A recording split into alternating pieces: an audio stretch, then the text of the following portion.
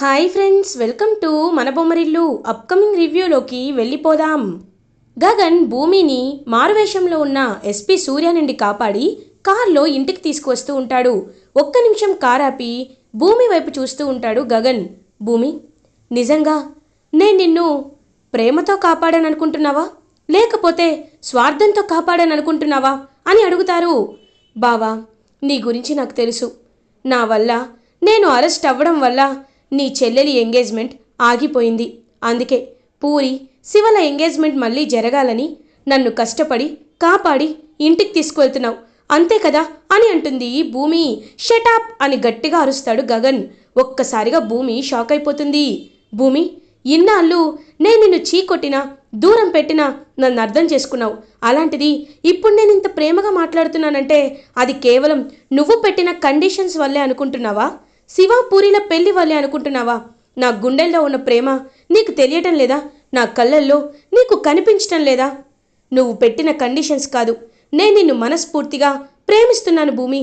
ఈ భూమిపై నాకు ప్రాణం ఉన్నంత వరకు నువ్వే నా భార్యగా అనుకుంటున్నాను, నిన్ను మనస్ఫూర్తిగా ప్రేమిస్తున్నాను అని గగన్ అలా భూమితో చెప్పేసరికి భూమి ఎంతో హ్యాపీగా ఫీల్ అయ్యి గగన్ని హక్ చేసుకుంటుంది. ఐ లవ్ యూ భూమి, నిజంగా చెప్తున్నాను అని ఇంకా అలా గగన్ కూడా భూమిని ప్రేమగా హక్ చేసుకుంటాడు. అలా ఇంకా గగన్ కన్నీళ్లు తుడుస్తుంది భూమి. ఇప్పుడు నా మనసు ప్రశాంతంగా ఉంది బావా, ఇంకా మనకి ఎలాంటి కష్టాలు ఉండవు, పద ఇంటికి వెళ్దామని భూమి గగన్ ఇంటికి రీచ్ అవుతారు. భూమిని చూడగానే శారద పూరి ఎంతో హ్యాపీగా ఫీల్ అవుతారు. అలా ఇంకా శారద అయితే, ఏ దేవుడి దయవల్లో నీ ప్రాణాపాయ స్థితి నుండి బయటకు పడ్డావమ్మా. ఎలా అయినా నువ్వు చాలా జాగ్రత్తగా ఉండాలి. అయినా మన ఇంట్లో ఆ పౌడర్ ఎవరు పెట్టారు, అసలు మన ఇంట్లోకి అది ఎలా వచ్చింది అని ఆలోచిస్తుంటే ఇంకెవరత్తయ్యా, ఖచ్చితంగా అపూర్వ అనే అయ్యుంటుంది. అపూర్వ అంత బాగా ఎంగేజ్మెంట్కి రావడానికి ఒప్పుకుంది, మా నాన్నని ఒప్పించింది అంటేనే అర్థమవుతుంది ఇదంతా అపూర్వ ప్లానేనని అని అంటుంది భూమి. గగన్ కోపంతో రగిలిపోతూ ఉంటాడు. భూమి, ఇప్పుడు నేను నీకు ప్రామిస్ చేస్తున్నాను, నిన్ను ఇంతలా బాధ పెట్టిన అపూర్వని అంతకంతకు అనుభవించేలా చేస్తాను. ఖచ్చితంగా ఆ అపూర్వని అరెస్ట్ అయ్యేలా చేస్తాను అని అంటాడు గగన్. బావా, ఇప్పుడు ఎవరిపై మనకి పగలు ప్రతీకారాలు అవసరం లేదు. ఆ అపూర్వ ఏదో ఒకరోజు దొరుకుతుంది, అప్పుడు తన అంతం చూద్దాం. ఇప్పుడు మాత్రం నా వల్ల ఆగిపోయిన పూరి శివల ఎంగేజ్మెంట్ని మళ్ళీ మనం జరిపించాలి బావా అని అంటుంది భూమి. ఒక్కసారిగా శివ అయితే షాక్ అయిపోతాడు. ఇదేంటి, మళ్ళీ అక్క నా ఎంగేజ్మెంట్ గురించి మాట్లాడుతుంది? అక్క అక్క నేను చెప్పేది వినక్క. అసలే ఫస్ట్ టైం ఎంగేజ్మెంట్ జరుగుతూ ఉంటే ఇలా అశుభం ఎదురైంది. మా జాతకాలు కలిసాయో లేదో ఒకసారి పంతులు గారిని అడగండి అక్క అని అంటాడు శివ. ఒక్కసారిగా శారద, నిజమే భూమి, శివ చెప్పింది కూడా నిజమే. ఫస్టే ఇలా అంతరాయం కలిగిందంటే ఒకసారి జాతకాన్ని చూపించి దోషాలు ఏమైనా ఉంటే వాటికి శాంతి అవి చేపించుకుందాం, దాని తర్వాత డైరెక్ట్గా పెళ్ళే చేద్దాం అని అంటుంది శారద. ఇంకా శివ, అమ్మయ్యా ఇప్పటికైతే తప్పించుకున్నాను, లేకపోతే వీళ్ళు ఏకంగా పెళ్ళే చేసేసేలా ఉన్నారు అని కూల్ అవుతాడు శివ. ఇది ఇలా ఉండగా మార్నింగ్ అవుతుంది. గగన్ భూమి ఇద్దరు కలిసి హ్యాపీగా రెడీ అయ్యి కిందకి వస్తారు. అమ్మా, నువ్వు చెప్పినట్టు మేము గుడికి వెళ్తున్నాం, మమ్మల్ని ఆశీర్వదించు అని భూమి గగన్ ఇద్దరూ ఇంకలా కాళ్ళపై నమస్కారం చేస్తారు శారదకి. శారద ఎంతో హ్యాపీగా ఇద్దరికి దిష్టి చేసి, సీతారాముల్లా ఉన్నారా, మీరెప్పుడు ఇలాగే ఉండాలి, ఎలాంటి పరిస్థితులు వచ్చినా విడిపోకూడదు, సరేనా అని అంటారు శారద. నాకు తెలుసత్తయ్యా, ఆయనకు చెప్పండి అని అంటుంది భూమి. హే, నువ్వు తప్పు చేస్తేనే కదా నేను మాట్లాడలేదు అని అంటారు. తప్పు చేస్తే మాట్లాడరా ఏంటి అని మళ్ళీ ఇద్దరు చిన్నగా కొట్టుకుంటూ ఉంటారు. రేయ్ ఆపండ్రా, ఇప్పుడే అన్నాను కలిసి ఉండమని, అప్పుడే మళ్ళీ టామ్ అండ్ జెర్రీలా కొట్టుకోవడం స్టార్ట్ చేశారు. సరే ఇద్దరు గుడికి వెళ్ళండి అని ఇంకలా గగన్ భూమిని గుడికి వెళ్తారనమాట, గగన్ అండ్ భూమి.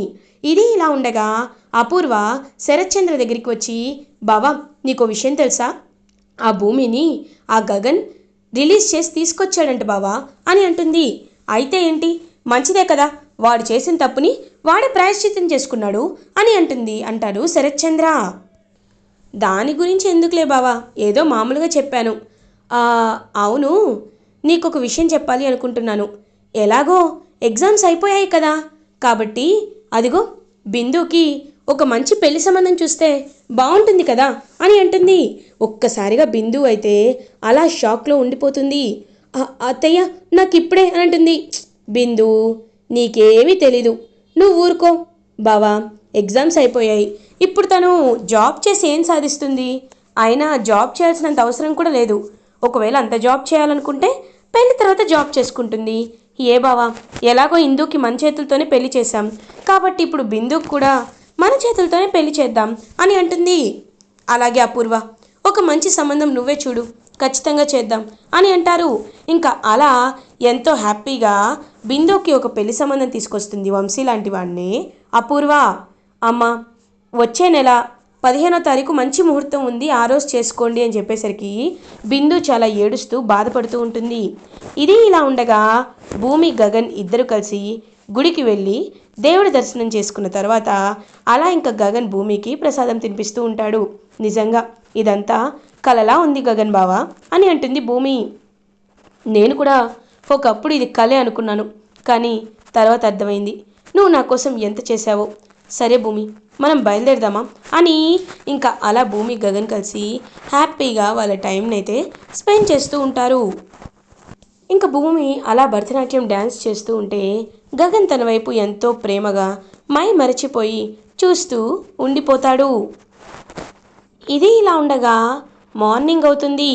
గగన్ వాళ్ళ ఇంటికి ఇంకలా పంతులు గారు వస్తారు. వచ్చి ముహూర్తం చూసి, బాబు, వచ్చే నెల 15వ తారీఖు మంచి ముహూర్తం ఉంది అంటే ఆ ముహూర్తాన్నే ఖాయం చేయమని గగన్ చెప్తాడు. ఇంక చాలా బాధపడుతూ ఉంటాడనమాట శివ. ఎలా అయినా ఈ పెళ్లి నుండి తప్పించుకోవాలి, కానీ ఈ పెళ్లి నుండి తప్పించుకుంటే అక్క నా వల్ల నిందలు పడుతుంది, అక్కకి నేను చాలా ద్రోహం చేసిన వాడిని అవుతాను. దేవుడా, ఏంటి ఏంటి నాకు ఈ పరీక్ష అని ఎంతగానో బాధపడుతూ ఉంటాడు శివ. ఇటువైపు బిందుకి కూడా కరెక్ట్గా అదే డేట్కి పెళ్ళి ఫిక్స్ అవ్వడంతో బిందు కూడా చాలా అంటే చాలా బాధపడుతూ ఉంటుంది. కరెక్ట్గా పెళ్లి రోజైతే రానే వచ్చేస్తుంది. అలా ఇంకా గగన్ అయితే హ్యాపీగా అటు ఇటు తిరుగుతూ ఉంటే, హడావిడి చేస్తూ ఉంటే భూమి గగన్ దగ్గరికి వస్తుంది. బావా, నాకు నువ్వు ఒక మాట ఇస్తావా అని అడుగుతుంది. ఏంటి భూమి అని అడుగుతారు. ఏం లేదు బావా, కృష్ణప్రసాద్ మావయ్యని పెళ్ళికి పిలుద్దామా అని అంటారు. భూమి, నువ్వంటే నాకు ఇష్టం, అంతేకాని నేను నువ్వనుకున్నట్టు అతనికి దగ్గర అవుతానని మాత్రం అనుకోవద్దు అని అంటారు గగన్. బావా, నేనేమీ నిన్ను దగ్గరవ్వమని అడగటం లేదు, ఆయన్ని నాన్నగా కూడా ఒప్పుకోమని అడగటం లేదు. ఒకే ఒకటి, ఈ పెళ్ళికి ఒక అతిథిలా పిలుద్దాం. ఎందుకంటే ఒక్కసారి ఆలోచించు, ఎంతైనా పూరి కృష్ణప్రసాద్ మావయ్య కన్న కూతురు. అలాంటి కన్న కూతురు పెళ్ళిని దగ్గరుండి చూసుకోవాలని ఏ నాన్నకైనా ఉంటుంది. అది ఒక ధర్మం కదా బావా. కాబట్టి నీ మనసులో ఎంత పగ ఉన్నా ఆయన్ని తండ్రిగా కాకపోయినా ఒక అతిథిగా అయినా పిలవాలి కదా బావా, ప్లీజ్ అని అడుగుతుంది భూమి. సరే, నువ్వు చెప్తున్నావు కాబట్టి, అది కాకుండా నువ్వు చెప్పింది నిజమే కాబట్టి, ఎవరిని ఆయన నన్ను బాధ పెట్టాడని నేను కూడా ఆయన్ని బాధ పెట్టాలనుకోవటం లేదు. నా తరపున నువ్వే ఆయనకు కాల్ చేయి అని గగన్ అక్కడి నుండి వెళ్ళిపోతాడు. భూమి చాలా హ్యాపీగా కృష్ణప్రసాద్కి కాల్ చేస్తుంది. కృష్ణప్రసాద్ ఏమో ఇంకా పెళ్లి హడావిడిలోనే ఉంటాడనమాట. అప్పుడే హలో అమ్మ భూమి అని అంటారు. మావయ్య, గుడ్ న్యూస్ మావయ్య, రేపు మన శివ పూరికి పెళ్ళి కదా, ఇప్పుడు బావ మిమ్మల్ని స్పెషల్గా అతిథిగా రమ్మని పిలిచారు అని అంటుంది. ఒక్కసారిగా కృష్ణప్రసాద్ షాక్ అయిపోతాడు. మీరు చెప్పే నిజమా అమ్మా? నువ్వు నిజం చెప్తున్నావా? గగన్ నన్ను పిలిచాడా అని అడుగుతారు. అవును అవును మావయ్య, ఆయనే నన్ను పిలిచారు, కాబట్టి మీరు తప్పకుండా పెళ్ళికి రావాలి అని అంటారు. కానీ అమ్మ, ఈ విషయాన్ని నీకు చెప్పాలనుకున్నా చెప్పలేకపోయాను. రేపే మన బిందుకు కూడా పెళ్ళమ్మా అని అంటారు. ఏంటి, బిందుకి పెళ్ళా అని అలా షాక్లో ఉంటుందన్నమాట భూమి. అవును, ఈ విషయాన్ని మీకు తెలియనివ్వకుండా చేయాలనుకుంటున్నారు. అపూర్వ ఉంది కదా, తనకి నచ్చిన ఒక సంబంధాన్ని తీసుకొచ్చింది, రేపే పెళ్లి పెట్టుకున్నారు అని అంటారు.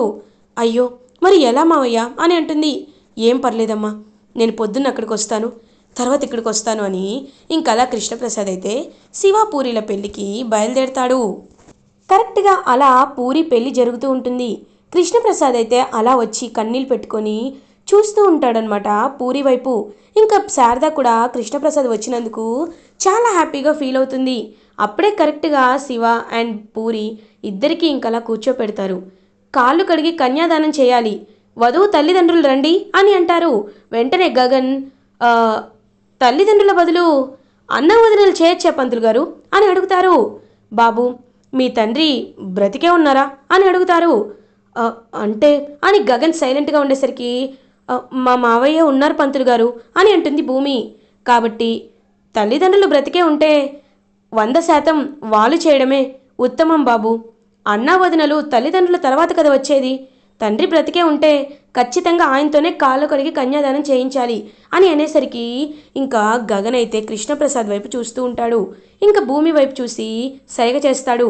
భూమి వెళ్ళి "మావయ్య, రండి మావయ్య" అని కృష్ణప్రసాద్ని తీసుకొని వస్తుంది. ఇంకలా శారద, కృష్ణప్రసాద్ ఇద్దరు కలిసి పూరి కోసం శివాకి కాళ్ళు కడిగి కన్యాదానం చేస్తూ ఉంటారు. అదంతా చూస్తూ శివ చాలా అంటే చాలా బాధపడుతూ ఉంటే భూమి మాత్రం ఎంతో హ్యాపీగా ఫీల్ అవుతుంది. ఎంతైనా దేవుడు చాలా విచిత్రంగా ఉంటాడు. ఎవరినైతే బావ ద్వేషిస్తున్నాడో వాళ్ళతోనే పూరికి కాలు కడిగి కన్యాదానం ఇచ్చేలా చేస్తున్నాడని ఇంకా చాలా హ్యాపీగా ఫీల్ అవుతుంది భూమి. అలా ఇంకా డ్రెస్ మార్చుకొని రమ్మని పెళ్ళికొడుకు పెళ్ళికూతుర్ని పంపించేసరికి శివ రూమ్లోకి వెళ్ళి చాలా బాధపడుతూ, లేదు, పూరి నాకు మనసులో లేదు, నా మనసులో బిందు మాత్రమే ఉంది. కాబట్టి నేను బిందుని ప్రేమిస్తున్నాను, బిందునే పెళ్లి చేసుకోవాలనుకుంటున్నాను. కానీ ఇప్పుడు అలాంటి అవకాశమే లేదు. ఎలా అయినా నేను బ్రతకూడదు అని శివ ఇంకా చాలా అంటే చాలా వైల్డ్ డెసిషన్ తీసుకుంటూ ఉంటాడు. కరెక్ట్గా అదే టైంకి భూమి అయ్యో వీడు బాసికం మర్చిపోయాడని చెప్పి వెళ్ళి డోర్ ఓపెన్ చేయగానే ఒక్కసారిగా భూమి షాక్ అవుతుంది. రే శివ అని చెప్పి ఇంకా కత్తి పక్కన పడేసి చెంపపై కొడుతుంది భూమి. ఏం చేస్తున్నావు, ఏం చేస్తున్నావు శివ అని అడుగుతుంది. "అక్క" అని కుప్పకూలి ఏడుస్తూ ఉంటాడు శివ. "ఏమైంది, నిజం చెప్పు.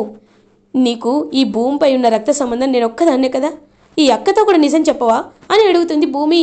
"లేదక్క, నేను నేను పూరిని ప్రేమించలేదక్క. పూరి ఎలా పొరపడిందో నాకు తెలీదు, ఎలా తప్పుగా అర్థం చేసుకుందో కూడా నాకు తెలీదు. కానీ నేను మనస్ఫూర్తిగా ప్రేమించింది పూరిని కాదక్క, బిందుని. ఆ రోజు లవ్ లెటర్ కూడా నేను బిందుకే రాశాను. కానీ పొరపాటున పూరి తీసుకుంది. ఇప్పుడు నేను ఆ విషయం చెప్దామనే లోపే బావ మా పెళ్లి సంబంధం గురించి మాట్లాడితే షాక్లో ఉండిపోయాను. ఇప్పుడు ఏం చేయాలో నాకు అర్థం కావట్లేదు. అక్క, నువ్వే ఎలా అయినా నా ప్రేమకి దారి చూపించాలి. బిందుకి నేనంటే ఇష్టం, నాకు బిందు అంటే ఇష్టం. మా ఇద్దరికి ఒకరికొకరు ప్రాణం. నువ్వే ఎలా అయినా మమ్మల్ని కలపాలక్క" అని కాలపై పడతాడు శివ. "రే, బాధపడద్దు, కన్నీళ్ళు తుడుచుకో. నువ్వు ఈ విషయం ఒక్కరోజు ముందు చెప్పినా బాగుండేది కదరా, ఇప్పుడు చూడు" అని అంటుంది. "చెప్పాలంటే భయం వేసిందక్క" అని అంటాడు. "సరే, మీ మీ పెళ్ళి నేను జరిపిస్తాను" అని ఇంకా అలా శివాని తీసుకువెళ్తుందనమాట భూమి.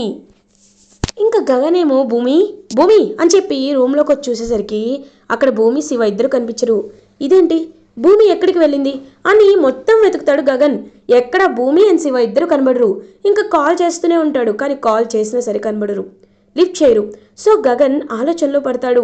ఇటువైపు ఏమో భూమి ఇంకలా శివాని తీసుకువెళ్తుంది. బిందుకు కూడా కాల్ చేసేసరికి తను కూడా డ్రెస్ చేంజ్ చేసుకుంటానని చెప్పి పెళ్లి పీటలపై నుండే ఇంకా అలా వచ్చేస్తుందనమాట శివ కోసం.